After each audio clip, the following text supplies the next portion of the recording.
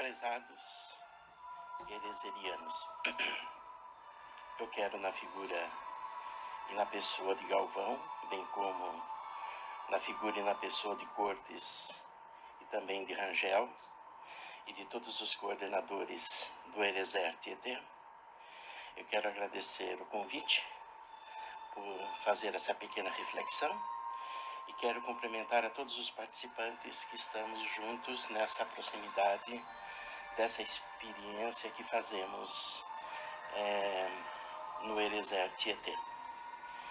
Bom, eu acho que isso posto, esses cumprimentos iniciais, gostaria de sinalizar que nós vivemos assim um momento único e singular da espécie humana em nível global por essa pandemia que nós estamos passando. Nesse sentido, como transfundo dessa minha reflexão, eu estou me utilizando de uma música, de um requiem de 1816, de um compositor brasileiro, Padre José Maurício Nunes Garcia, que nasceu e viveu e morreu no Rio de Janeiro na época do Império. Um dos nossos grandes compositores da música barroca. Eu me utilizo desse requiem para fazer memória aos mais de 10.000 mortos no nosso contexto de Brasil, mas a todos os mortos no contexto dessa pandemia que nós vivemos globalmente. E nós temos que reconhecer que pesa um traço ético-moral sobre os ombros de nossos governantes, principalmente de nosso presidente, que não é capaz de subsumir dentro da compaixão e dentro de um gesto amoroso, cuidado da nação brasileira e de todas as pessoas que estão sofrendo.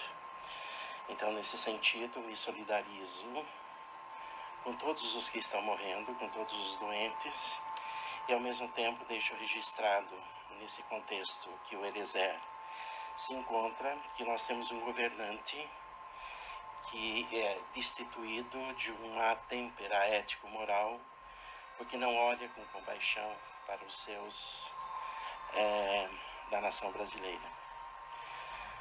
Bom, eu acho que isso posto do conjunto das coisas que eu gostaria de dizer, e quero levantar pelo menos alguns pequenos pontos para deixar assim a minha mensagem para esse nosso momento de encontro, de confraternização e de celebração, e no sentido de podermos nos encontrarmos mediados por essa beleza da tecnologia que ora possibilita o bem, possibilita a construção da verdade, mas que ora também possibilita as fake news e ora possibilita também outras formas não condizentes da realização do bem.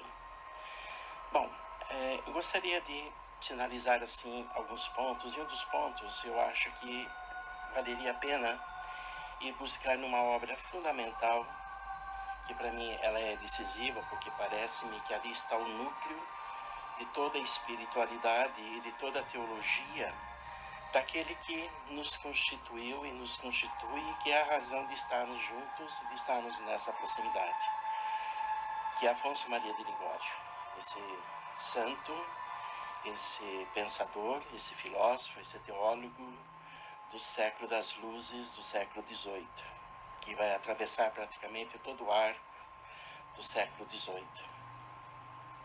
E ele inicia então a sua obra dizendo assim, eu acho que isso tem uma importância muito grande para nós.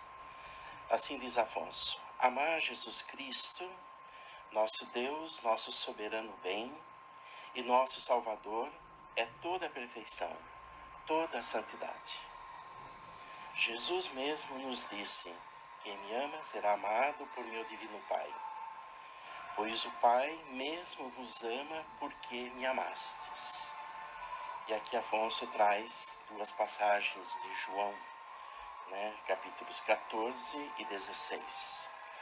Bom, eu acho que nós temos aqui nessa fala de Afonso, nessa sua obra, que é uma obra decisiva, elementos para pensarmos algumas coisas das quais eu gostaria de desenvolver efetivamente com mais tempo, se nós não fôssemos impedidos pela pandemia de estarmos juntos em Tietê, para podermos termos mais tempo de reflexão, mas gostaria de sinalizar assim, à luz dessa espiritualidade, desse núcleo já presente da teologia e do pensamento alfonsiano, nós poderíamos reconhecer assim, Afonso, quando cria o seu instituto, quando cria a sua congregação, ele tem um único objetivo, que está explícito nessa carta-programa que se encontra na prática de amar a Jesus Cristo, que é efetivamente continuar Jesus Cristo. Veja, não está em questão aqui uma imitação de Jesus Cristo, mas a questão é como continuar Jesus Cristo. Então poderíamos dizer assim que aí reside a nossa grande herança, né? Nós somos herdeiros de Afonso, da sua espiritualidade, da sua teologia, e nós somos herdeiros de Geraldo, nós somos herdeiros de Clemente, de Celeste Prostra Rosa e de tantos outros que foram fazendo a adesão a essa espiritualidade, a essa teologia e a essa forma de traduzir Jesus Cristo no respectivo tempo em que elas viveram, na perspectiva de continuar a Jesus Cristo. Eu acho que isso posto, valeria a pena então reconhecermos o seguinte: nós temos uma bela de uma herança à mão, uma herança onde ela contém uma espiritualidade e uma herança que contém uma teologia.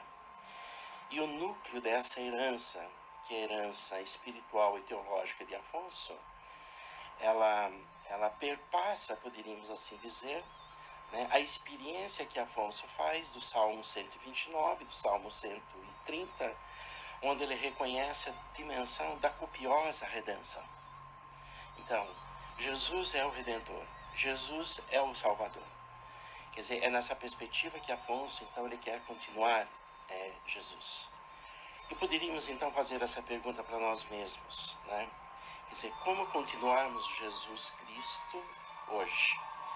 Principalmente nós que nos movemos e nos organizamos nesse canal de ex-redentoristas, seminaristas, religiosos, sacerdotes, as parceiras, as esposas dos nossos ex-seminaristas, os filhos, os netos, etc, etc. Então poderíamos dizer que o Eliezer, ele se constitui nesse grande canal.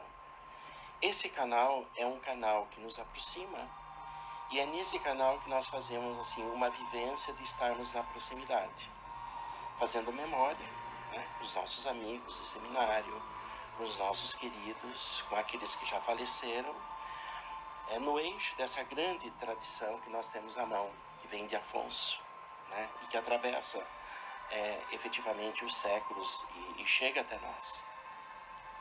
Então, se nós nos movemos e nos organizamos nesse canal, a pergunta que eu gostaria de sinalizar mais ou menos assim é a seguinte: como o Eliezer e todos e todas os ex-redentoristas poderíamos traduzir a tradição da qual somos herdeiros? Ou seja, como criarmos um jeito de traduzirmos essa tradição que sai das mãos de Afonso.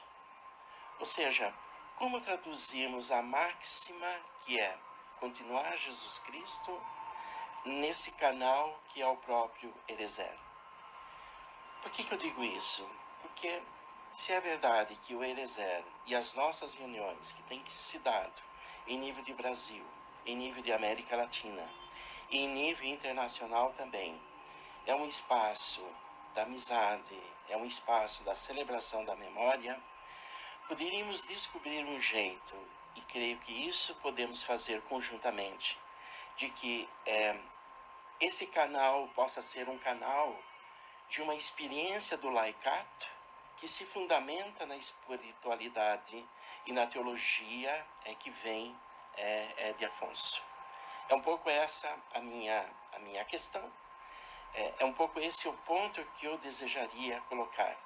Ou seja, como que nos nossos diálogos poderíamos pensar em termos de Brasil, em termos de América Latina, e Oxalá em termos de dimensão mais mundial, no âmbito dessa herança que nós herdamos, como formularmos um modo de traduzirmos na nossa vida laica e no nosso laicato, que é uma dimensão, um traço fundamental, que se encontra no próprio Vaticano II, de traduzirmos essa experiência de continuar Jesus Cristo.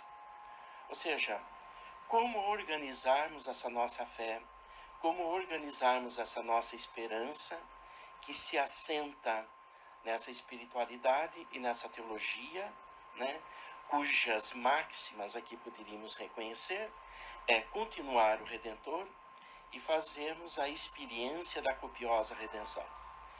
Principalmente nesses tempos difíceis que nós estamos vivendo, de crise climática, de corrupção, em todos os níveis das instituições, e não só no Brasil, mas em outros países, em outros continentes. Ou seja, parece-nos que nós temos à mão, nesse canal que nos aproxima, nesse canal que nos põe em diálogo, um caminho para construirmos, né, uma forma de organizarmos as nossas esperanças, as nossas fé, os nossos desejos e assim sucessivamente. No âmbito dessa grande tradição afonciana, eu acho que há dois nomes que nós não poderíamos nos esquecer, que é Bernard Hering, que traduz isso na teologia moral, e Marciano Vidal. Eu vou enviar depois via grupo do Erezer um pequeno artigo elaborado por Marciano Vidal, em espanhol, mas valeria a pena depois desse texto ser lido na sequência. E esse pequeno artigo é um conjunto de 10 pontos que Marciano Vidal, um teólogo moralista, ele chama de 10 prognósticos e ao mesmo tempo 10 desejos. E aí ele aponta novos horizontes para a moral. E eu acho que nós temos a ver com isso. Estamos implicados nessa questão. E dos 10 pontos, eu gostaria tão somente aqui nessa reflexão de chamar a atenção para um ponto, que é o ponto 9, onde ele sinaliza a importância de um ethos humanista e uma opção pela preferencial em direção aos pobres. Então nós poderíamos reconhecer que na teologia e na espiritualidade que saem das mãos de Afonso, está presente um ethos moral, está presente um ethos humanista que nos lança em direção àqueles que são os mais pobres nos dias de hoje. Então, como é que nós poderíamos traduzir de uma forma mais organizada essas questões? Eu acho que esse é um ponto que eu gostaria de insistir, que tem a ver com a minha colocação inicial. Marciano Vidal, então, quando aponta esse ethos humanista e a opção preferencial em direção aos pobres, ele está dizendo assim, que não há outra forma de construirmos um mundo habitável, né, se não for dessa maneira. Né? Nós temos que construir um lar onde todos caibam. E nós temos que reconhecer que há um modelo de economia, há um modelo de organização social que não dá conta de abraçar efetivamente todas as pessoas. Poderíamos dizer que metade da parcela da civilização humana está à margem de todos os bens que se construiu até agora. E essa pandemia, ela revela os bolsões de miséria e de pobreza no interior dos países pobres, como é o nosso caso, e no interior dos países ricos, como é o caso dos Estados Unidos, da França, da Inglaterra e assim sucessivamente. Ora, com isso tudo, nós que nos reunimos para festejarmos, para fazermos memória, para nos alegrarmos, para nos recordarmos e celebrarmos a vida e a existência, poderíamos caminhar numa direção e numa perspectiva onde o Erezer poderia ser esse canal de organização e o modo de traduzirmos essa tradição que vem dos tempos antigos, para usar uma expressão que é cara a um poema do padre Pelaquim. Bom, eu acho que isso posto, eu gostaria de deixar essa mensagem e desejar que nesse final de semana possamos fazer a experiência, tecnologicamente falando, né? E mediados pela tecnologia, sem sombra de dúvida, de refletirmos, de pensarmos, de nos aproximarmos de um outro jeito, né? E de estarmos em sintonia. Uma grande parcela da comunidade humana, em nível global e de um modo particular, que vem sofrendo, que vem morrendo, que vem fazendo experiência de descasos de um governo efetivamente que não é capaz de olhar na perspectiva do bem comum. Um governo que se autoproclama cristão e que se diz aliado aos cristãos, mas não é portador de nenhuma compaixão pelo outro que sofre, né? Pelo outro que está perdendo a sua vida efetivamente nesse contexto.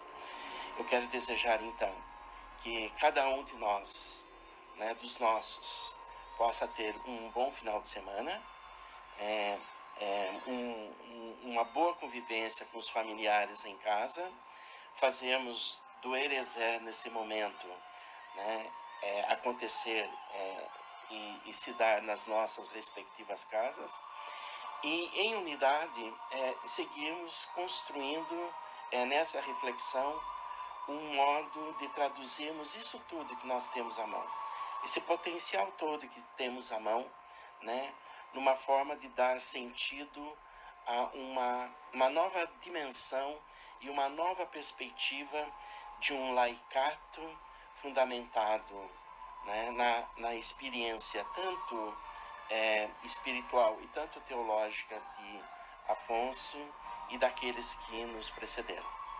Então, eu quero deixar um grande abraço a cada um e desejar que possamos passar bem esse final de semana e, mais que isso, enfrentarmos bem e juntos esse momento ímpar da história global da humanidade, onde nós não podemos perder essa sensibilidade para o conjunto das coisas que efetivamente estão em curso.